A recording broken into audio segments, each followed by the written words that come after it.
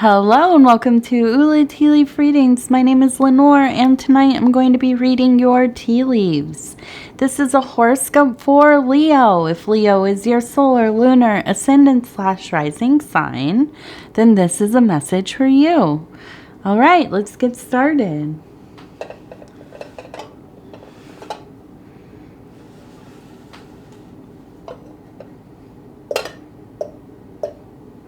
Okay, knock, knock, knock. Let's see what these tea leaves have to say. And so, the card that I have picked, I was going to say have chosen, I didn't choose it, it chose itself, is the Queen of Wands, which is really funny because I just did the Cancer reading and they had the Knight of Wands. So, lots of wand fire energy this week, it seems like. And I'm just going to kind of take a spin. And the Queen of Wands, really strong, energetic, passionate. She's full of that life blood, that energy that keeps things moving, the creative forces, that sexual energy, all about change, transformation, transmutation. A beautiful, beautiful, beautiful energy, and so in line with Leo, isn't it? Okay, so let's see. What do we have here? The first one I want to look at is one of the smaller ones, but it's up here in the emotional and spiritual zone up at the top, the kind of metaphysical place. We have a fish, and it looks something like a goldfish or a koi, which I never, my acquired father has a pond full of koi, and he had a goldfish before, and I know that they are not dissimilar, but then I remember that goldfish or that koi fish might be related to carp. But I don't know. You have to tell me. If you know, tell me in the comments. But what I do know is that these fish are very in line with success, with longevity, long, happy, healthy lives. Just an abundance of fortune. Okay, so I'm really feeling this with that Queen of Wands energy. I think that you are in a place of happiness. You are waking up smiling, meeting the day with a good attitude, ready to go. You are feeling fiercely independent as well, and just kind of doing your own thing and following those passions. Okay, so I want to look at this one. There is it looks like somebody wearing a dress, possibly. Their hair is blowing. This is emotional. And then up here, it kind of looks like, looking out this way, we have a person riding maybe a horse that is kind of, excuse me, that is kind of down, has the head down, and is maybe eating something. Okay, so I kind of get this energy of the Knight of Discs. And in the Thoth deck, you know that there's kind of this meandering horse. They're in a field of wheat, abundant prosperity, and just kind of taking their time. Also, though, very hard worker. Okay, so almost kind of a sense of being a little weary, right? Like you have been doing the hard physical labor, working your butt off to get things together and just a bit weary. Now, this also reminds me, the person here with the hair flowing reminds me a lot of kind of that Virgo maiden, right? Very earth related. So we have two kind of earth archetypes here, and kind of almost a feeling of longing, like there's some kind of separation between the two. And what this to me kind of makes me believe is that because you are in that really passionate, independent place, there have been times where there's been a disconnect with maybe some of your more material work, career responsibilities. I think that you go about your business for sure, but you have had trouble kind of relating your passions with the work you're doing. I think that that's not abnormal. A lot of us do all kinds of work that we are not super into, right? I would say the majority of humanity has kind of, been saddled with work that is not very impassioning, right? So I think the big shift in cycle that you're going through is kind of finding some way to monetize some of those passions that you have, the work maybe that you do on the side, your creative endeavors. Maybe you like going places, having fun, who doesn't, traveling, going to clubs, or, I don't know. I'm trying to think of like fun things that Leo people like to do. Festivals, being social, and trying to find a way to kind of incorporate some of your talents into making money while you're doing all these things that you like to do. So maybe you make, some kind of, here's an example, maybe like some kind of jewelry, or you really enjoy, you make music and you want to start doing that more professionally, getting some bookings and, so I think just, really finding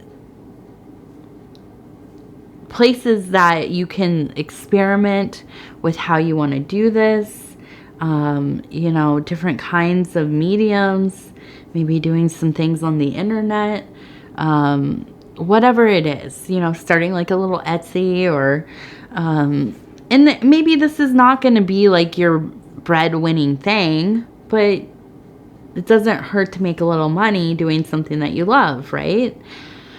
So I think that this is, a good time. I think the universe is telling you, kind of look into what you can do. Look into finding people that can help you figure out what you want to do, how you want to do it, what you want to do.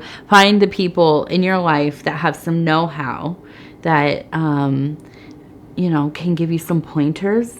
Figure out how to get this thing going, right? And so, let's see, what else do we have going on here? Okay, so this one was interesting to me. I saw a goat, okay, and then a person kind of shaking hands with it.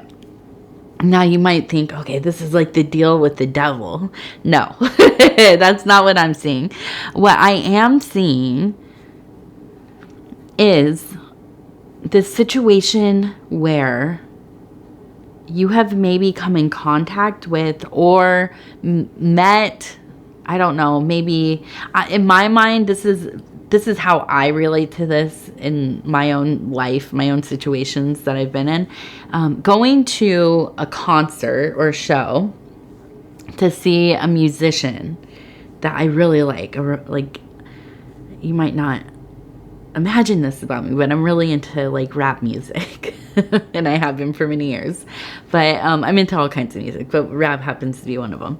So going to like a show and meeting the artists that you are just, floored to see. And when I was really into rap music, going to shows and stuff, I lived in a city where there was a lot of music, and you could, walk down the street and go to a show. And so I met all kinds of people who, were not super famous, but somewhat famous. And the thing that would happen is that you kind of lift the veil, you see behind the curtain. And this is going to be a Wizard of Oz metaphor here. You see the old man, behind the curtain, controlling all of the illusion. And so I feel like you have met somebody in your life who you really built up. You were like almost enamored with them. And getting to know them or meeting them or whatever happened. Maybe even not that. You just saw some news about them that was really disheartening. The last few years have been terrible for that, right? I mean, you know what I'm talking about. A lot of people have turned out to be monsters, pretty much. So, I think in the situation, you met somebody, or, something was revealed to you where it kind of like was almost heartbreaking because they are not what you thought they might be.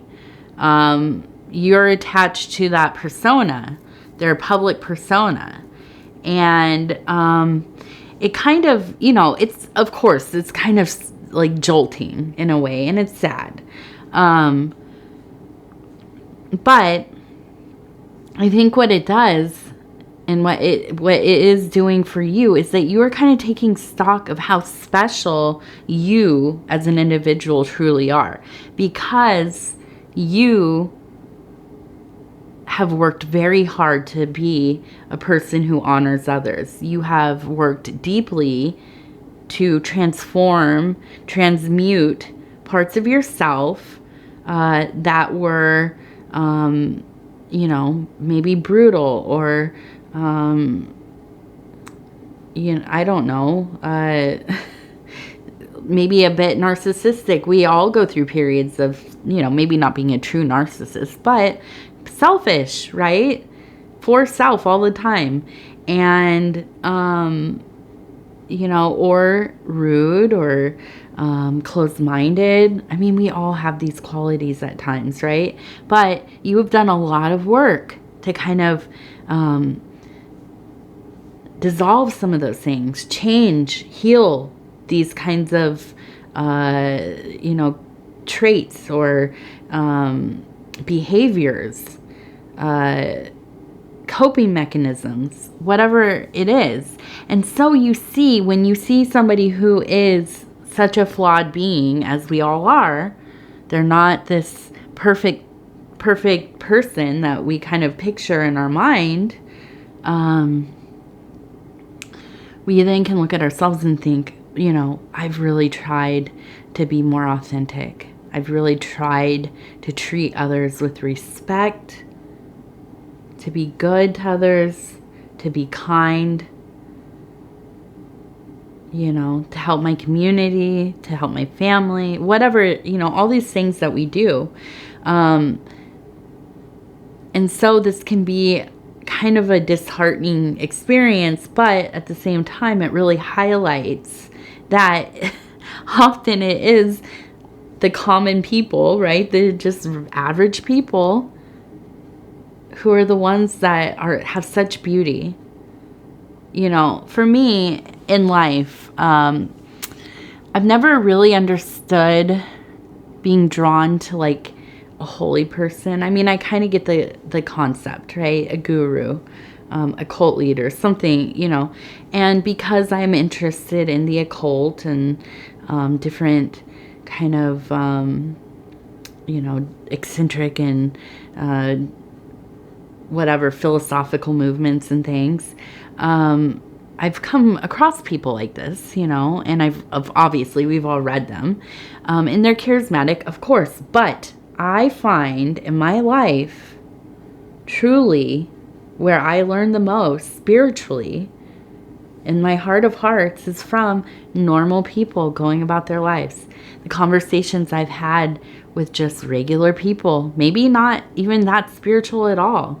Maybe they don't even think about these things that much, but they have moments of clarity when you talk to them, when you work alongside of them, that are the universe speaking loud and clear. And so when these situations happen, I think it's just so clear to me that we really do learn from our environment, the people that we surround ourselves with, the things that we take into ourselves. And it's so important to be mindful of that. Okay, so I also see this person kind of sitting here in a almost meditative posture, looking into what looks like a fire. There's maybe like a little kind of pot there or something. And so again, I think that these fires within you are just being stoked. I think that it's a really important time to, indulge these moods of creativity, wanting to explore the waves of passion that are flowing through you. But, being mindful always, right? We need to continue to try to be contemplative, slow ourselves, not make irrational decisions, be safe. Of course, that's always, I'm always going to mom it up here. Be safe, make good choices, but have fun, right? And we have a bird that's flying. I think that's, definitely that passion, the creativity, high up in the sky, having daydreams and inspirations, revelations coming through. And then I wanted to look at this one. Let's see. And this one looks... We've already talked about it, actually. So sometimes they get lost on here. And when you turn them around, they look different. And even, it's so funny, I'll tell you. And this is funny too. I keep looking at it. It says H-I. It's saying hi. The universe is saying hello to you. So sometimes when I look at the videos the next day when they're coming out, because I read the night before, I'll look at a formation. I'll be like, well, I didn't even see it the way it looks completely different to me.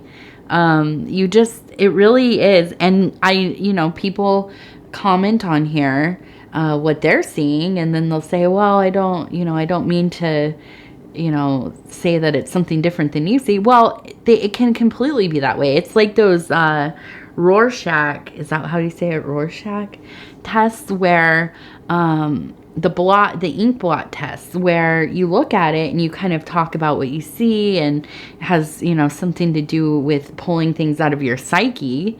And so we see different things. We really do. And that's what's interesting about readers, is that, no two readers are going to be the same. And we know this about, tarot is a lot more popular, I think, than tea leaf reading. But, no two readers are the same. We all have our own experiences. We all have our own relationships to the symbols and archetypes and all these kinds of things. So it's really interesting to see like what comes about. And so yeah, anyways, I turn it sometimes. I'm like, oh wait, did I already read that one? It looks a lot different here. Okay, so I think in the next like 3 weeks here, it's just gonna be a good time for you. I think that you're just really vibing, and I feel like it's time to try something new. Just something new. Anything. Go to a new restaurant. Go to a new city. Go.